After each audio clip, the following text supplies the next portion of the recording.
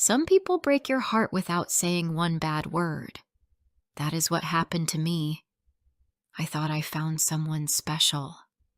But in the end, I was just someone he used when he felt lonely. My name is Ellie. I used to believe I was not good enough for love. I lived in Dayton, Ohio. My life was quiet. I worked in a small pet food warehouse, putting cans in boxes. It was simple work. Every day was the same. I woke up, went to work, came home, and ate alone. I had no boyfriend. I had no family nearby. I only had one friend, Mia, who worked with me. We shared lunch sometimes. She was loud and funny.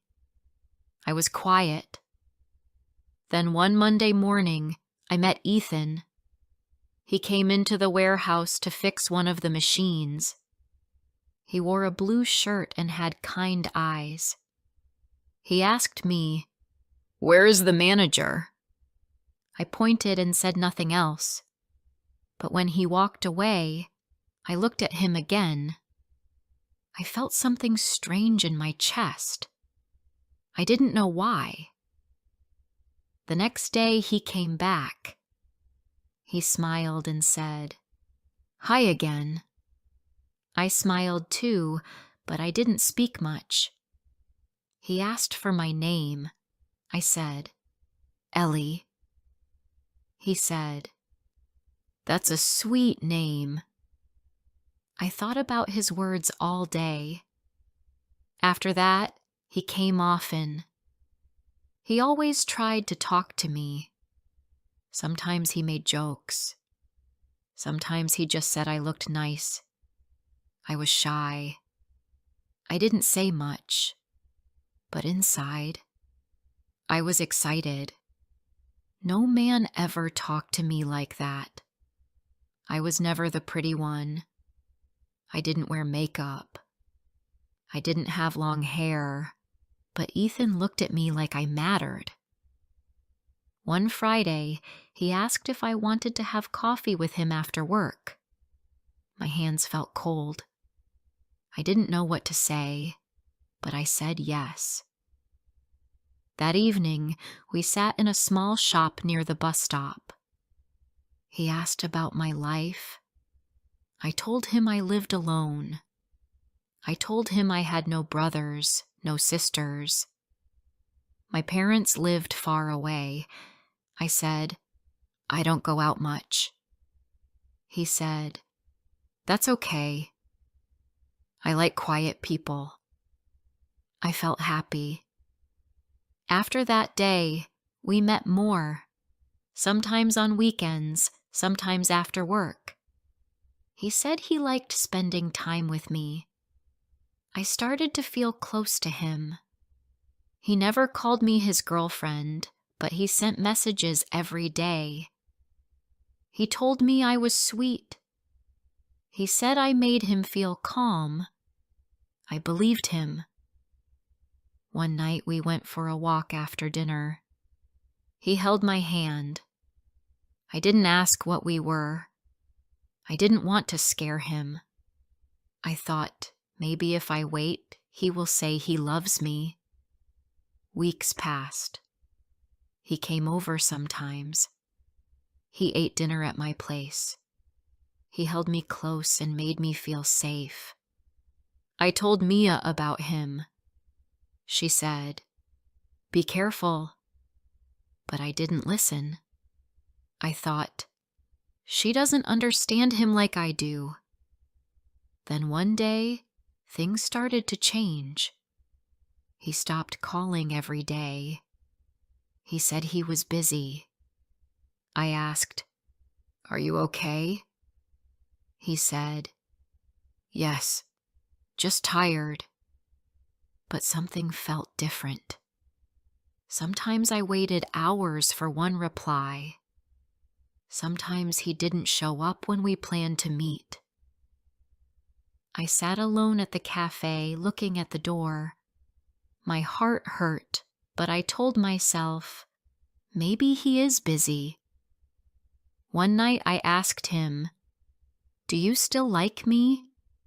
He said, "Why do you ask so many questions?" I said, "I just want to know how you feel." He looked at me and said, "You're overthinking again. Just relax." I went home that night and cried. But the next morning, he sent a small message. "Sorry if I was rude. I was tired." I smiled and said, "It's okay," because I didn't want to lose him. One weekend, I called him 3 times. He didn't answer. I sent one message. "Is everything okay?" No reply. On Monday, he walked into the warehouse like nothing happened. I waited for him to come talk to me. He didn't. I went to him during lunch. I said, "Why didn't you call back?" He looked at me and said, "We're not married, Ellie. You don't need to check on me." My face turned red. I felt small. I walked away. My legs felt weak. I wanted to scream, but I didn't. I just worked the rest of the day in silence. That night, I sat in my small kitchen. I looked at my phone again and again. No message came. I thought about all the things I did for him. I made food. I gave him time. I waited. I listened. But he gave so little. Just words. No promises. No love. Mia called me that night. I told her everything. She said, "Ellie, he never gave you anything real. You only gave. And he only took." I was quiet. Then I whispered, "I think you're right." But my heart still wanted him.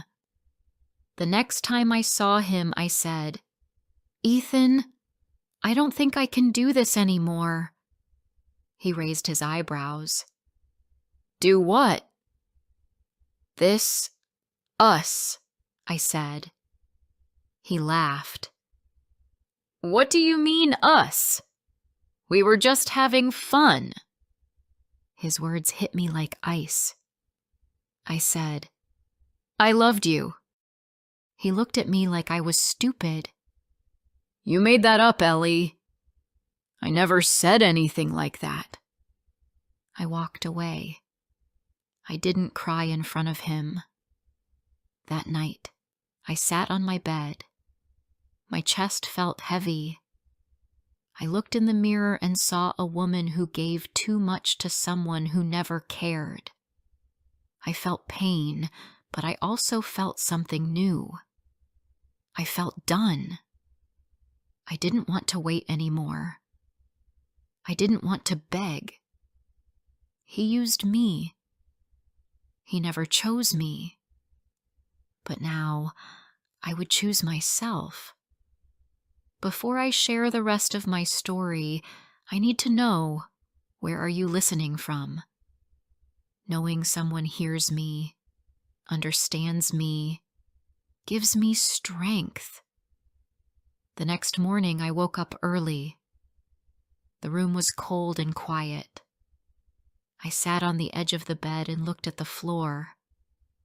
I felt tired. Not from sleep, but from pain. My heart still hurt. But I did not cry. Not this time. I made tea and sat by the window. It was raining outside. The sky was gray. I watched the cars pass on the street. I thought about all the times I waited for his message. All the times I stayed up late just to hear his voice. I felt sad, but I also felt angry. I opened my phone and looked at his messages. So many short words. So many sorry texts. But never real care. Never real love. I deleted them all. I deleted his number too. My hands were shaking, but I did it. I needed to stop. At work, I saw him again. He was talking to someone and laughing. He did not look at me. I walked past him without a word. My heart beat fast, but I kept walking. I went to the back room and stayed there for some time. Mia came to me and said, "You okay?" I said, "I'm trying." She smiled. "That's a good start." That evening, I did not check my phone once. I made soup and watched a movie alone. It was quiet, but peaceful. I started to think about myself. What do I like? What makes me happy? I did not know the answers yet, but I wanted to find out. On Saturday, Mia asked me to go shopping with her. I said yes.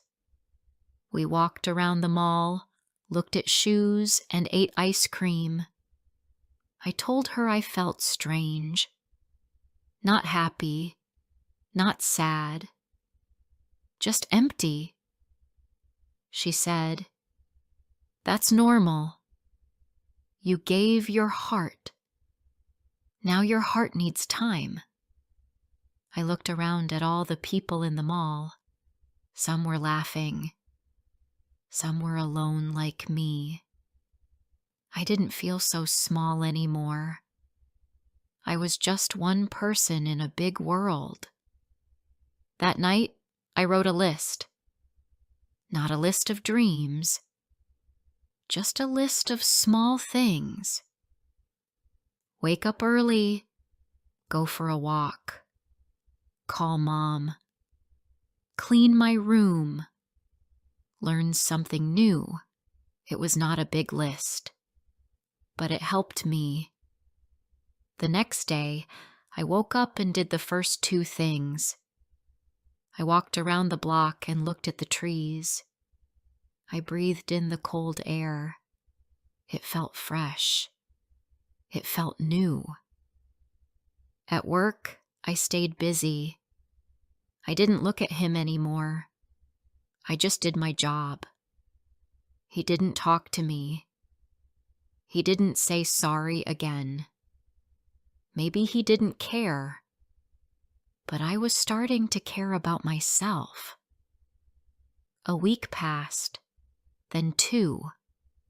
Each day felt a little easier. One day, a man came to the warehouse. He was new. His name was Aaron. He was not like Ethan. He didn't try to be charming. He was quiet, kind, and respectful. He said thank you when I helped him. He didn't look at me too long. He didn't say sweet things. But I felt safe around him. We worked near each other a few times. He asked about my work. I told him it was simple but okay. He said, "You do it well." That was it. Just a kind word. I didn't feel butterflies. I didn't wait for his texts. It was not love. It was just peace.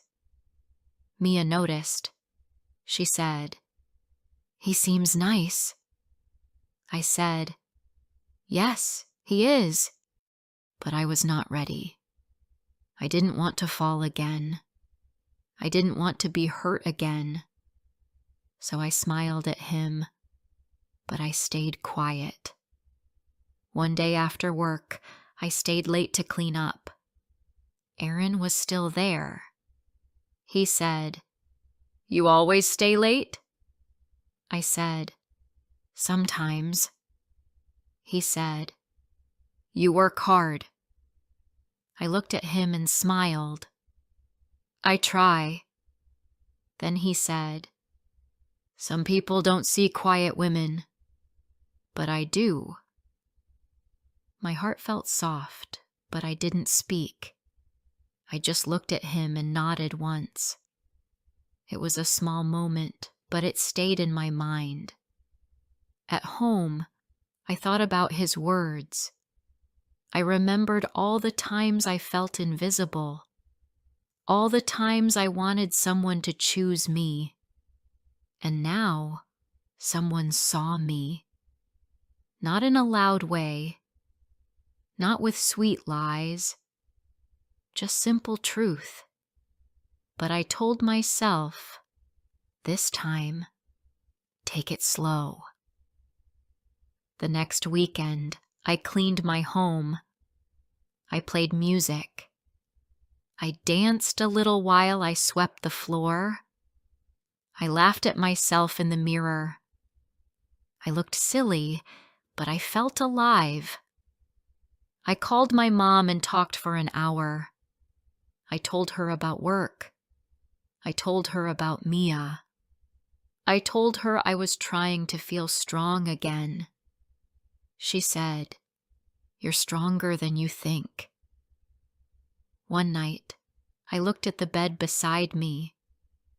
It was still empty, but I didn't feel sad. I felt calm. I did not need someone beside me to feel whole. I was learning to be enough for myself. Aaron still spoke to me sometimes, but he never pushed. He was just kind. That was enough. Then one afternoon, Ethan came to me. He said, "Can we talk?" I looked at him and said, "Why?" He said, "I made a mistake." I said nothing. He looked down and said, "You were good to me. I was not good to you." I said, "I know." He looked up, surprised. I said, "But I'm not the same anymore. I don't wait for people who don't want me." He opened his mouth, but I stopped him. I said, "You used me. You said it was fun. But now I don't want fun. I want peace." He didn't speak. He just nodded and walked away. I turned and went back to work. I didn't cry. I didn't feel broken. I felt free. After that day, I felt something change inside me. It was not fast. It was slow, like the sun coming up after a long night. I still remembered everything, but the pain did not control me anymore. I was not the same Ellie. I was quiet, yes, but not weak. At work, I smiled more. I helped people without feeling tired. I ate lunch with Mia and laughed at her jokes. I still saw Ethan sometimes, but I no longer looked at him. I no longer waited for him. He was just a person, nothing more. Aaron started sitting with me during lunch. He did not talk too much. He asked simple things. "How was your day?" Or, "Did you sleep well?" I liked that. He never made me feel small. I felt safe around him. That was new for me. One day, he asked if I wanted to go for a walk after work. I said yes. It was sunny outside. The wind was soft. We walked near the park, not saying much. I liked the quiet. After some time, he said, "You're easy to be with." I smiled. Thank you. He looked at me and said, You were hurt before. I can see that. I said, Yes, but I'm learning to be okay again. He nodded. That's good. Don't let people break you. I didn't answer, but in my heart, I knew I was already healing. We didn't talk about love. We didn't hold hands, but his words stayed with me. I started to believe that maybe one day I could love again, without fear, without pain. The next weekend, I cleaned my small kitchen. I made tea and opened the window. I watched birds fly by. I felt calm. I felt proud. I had walked through the fire, and I was still standing. I took out an old photo from a drawer. It was a picture of me from 2 years ago. My face looked tired. My eyes looked sad. I touched the photo and whispered, You made it. Then I put it away and smiled. Mia and I planned a weekend trip to the lake. She said, You need fun, Ellie. Real fun. We went together by bus. We ate snacks, listened to music, and watched the trees pass. At the lake, we walked barefoot on the sand. We laughed and took pictures. That night we sat by the water and talked. She looked at me and said, You are not the same person from before. I said, I know. She said, I like this version of you. I looked at the water and said, Me too. After that trip, I felt even stronger. I started doing more things for myself. I cooked better food. I watched new movies. I even joined a small reading group at the local library. I met kind people there. They asked about me. They listened. I felt seen. One day, Aaron came to me after work. He said, You look happy these days. I said, I feel better. I feel free. He smiled and said, I'm glad. Then he asked, Would you like to have dinner with me? Just dinner. Nothing more. I looked at him. He was not like Ethan. He didn't play games. He didn't rush. He just stood there, waiting for my answer. I said, Yes, I'd like that. We went to a small place near the bus stop. It was not fancy, but it was nice. We ate slowly and talked about simple things: work, music, weather. He asked about my past, but not too much. I told him a little. He listened without judgment. When he walked me home, he didn't try to touch me. He said, Take care, Ellie. That was all. But those words meant a lot. I started to see him more, but we took it slow. No big words, no promises. Just time, kindness, and small steps. One evening, we sat on a bench in the park. The sun was going down. The sky was pink and orange. I said, Thank you for being patient. He looked at me and said, You're worth the wait. My heart did not race like before. It felt calm, safe. I didn't feel scared. I didn't feel small.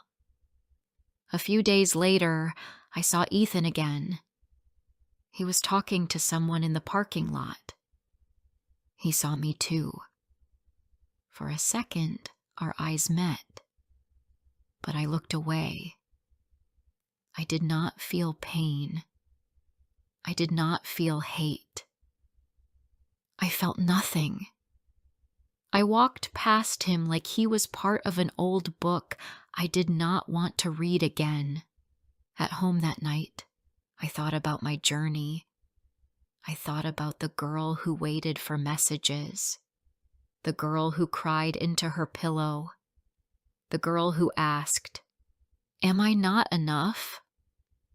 Now, I knew the answer. I was always enough. I just gave my heart to the wrong person. I stood by the window and smiled at the stars. My life was not perfect, but it was mine. I had peace in my heart. I had hope in my eyes. And for the first time in a long time, I felt free. Maybe Aaron and I would become something more. Maybe not. But that was not the point. The point was, I had found myself again, and I would never give myself away for nothing again. Not ever.